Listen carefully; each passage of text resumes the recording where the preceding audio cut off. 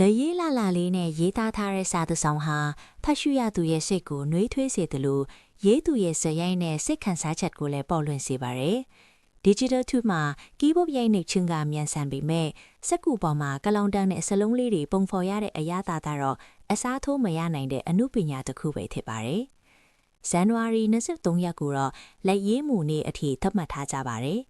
ဒီနေ့ဟာအမေရိကန်လွတ်လပ်ရေးကြီးညာစာတမ်းမှာအလွန်လှပပြီးထင်ရှားတဲ့လက်မှတ်ထိုးရေးထွန်းတဲ့သူ John Hancock ရဲ့မွေးနေ့ကိုအစွဲပြီးသတ်မှတ်ခဲ့တာပါ။ကိုယ်တိုင်လက်ရေးနဲ့စာရေးခြင်းရဲ့တန်ဖိုးကိုပြန်လည်အမှတ်ရစေဖို့ရည်ရွယ်ပါတယ်။ဒီနေ့ဟာကိုပိုင်ဟန်ဖော်ဆောင်မှုစိတ်ရှည်မှုနဲ့ရိုးရာဆက်သွယ်ရေးအမှုပညာတို့ကိုအလေးသေးပါတယ်။